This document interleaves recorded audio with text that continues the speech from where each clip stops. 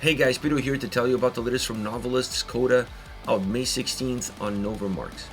The album has 10 tracks, 39 minutes in length, and this is the band's 5th full-length studio album. They are a French metalcore band.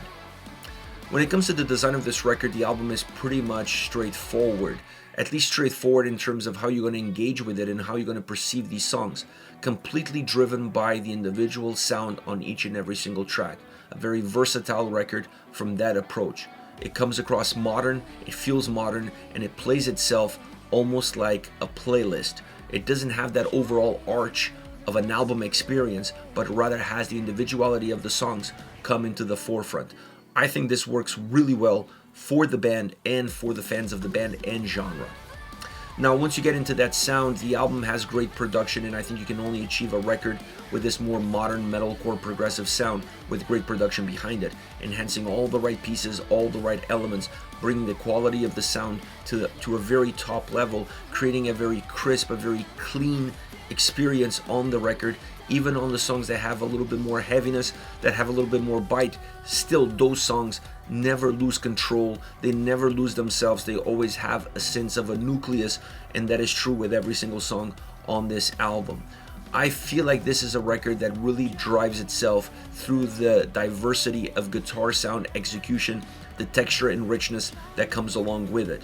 The other elements are there to make the sound complete, but this album really rotates musically around the guitar sound and what they offer.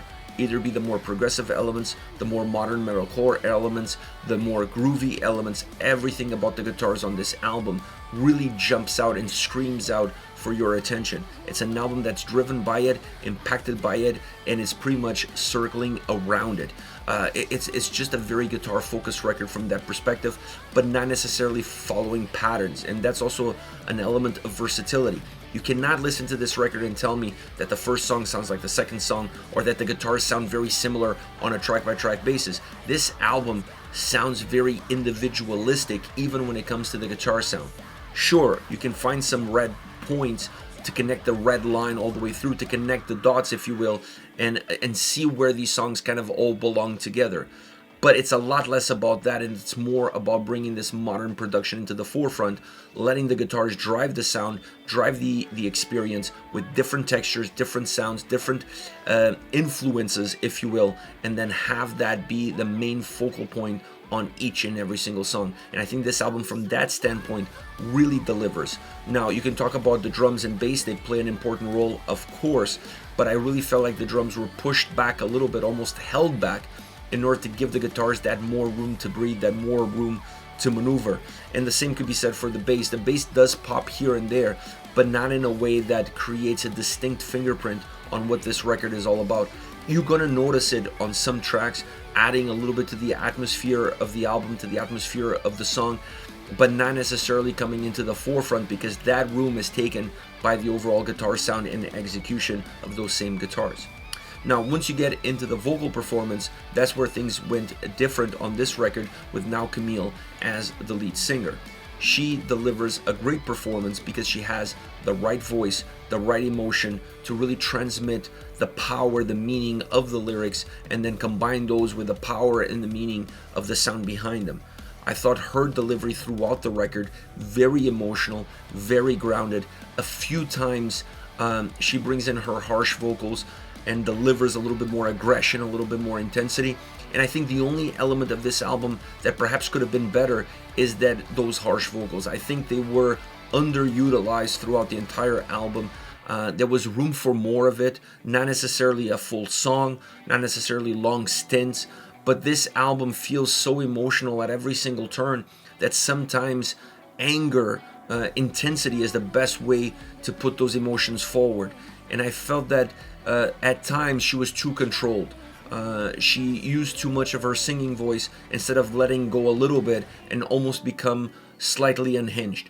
Because on an album that is so crystal clear sound-wise, that it's so polished from a soundscape point of view, it's often very nice to have something that distorts that image, that breaks away from that image.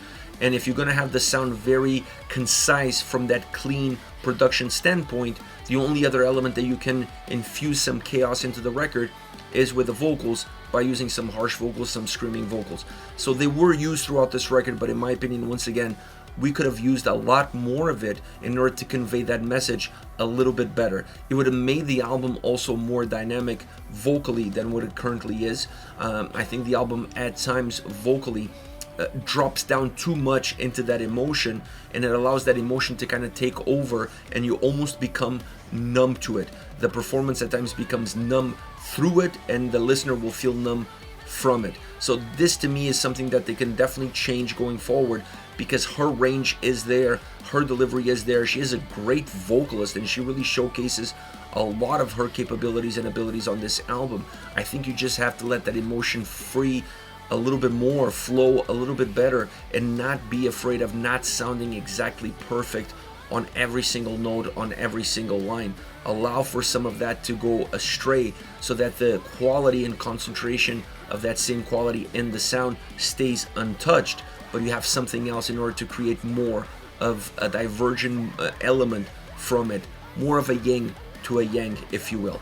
But all around, great sounding album, different album from Novelists, very bright, very versatile, and definitely a great experience to have someone like Emile singing on it, because I feel for where this band is going, for their more modern sound, for their musical approach, for that overall clean production, having someone like her is definitely a winning formula, because the two go hand in hand. As far as favorite songs are concerned, I want to start off with Maldición de la Bruja. Now, this is Spanish, and in English means the witch's curse. It's a great song, because this is exactly what I'm talking about in terms of being unhinged. Not that the vocal performance on this track is unhinged, by no means, but having Spanish vocals on this song, or Spanish lyrics, if you will, on this song mixed in with English, really creates a little bit of chaos. It brings in a little bit of a punk attitude into the song. Those Spanish vocals really feel more punk, they feel more unhinged, feel more, almost more natural, I would dare to say. So having that in this track really creates a cool vocal range all around. It makes the song way more dynamic, it makes the song more entertaining, it makes the song more engaging, really giving a lot of energy to the overall track and allowing the song to be very volatile within its own versatility. I love this track because of that dynamic, and I feel like it's the only song where you perhaps see a little bit of what's behind the veil when it comes to Camille's vocals.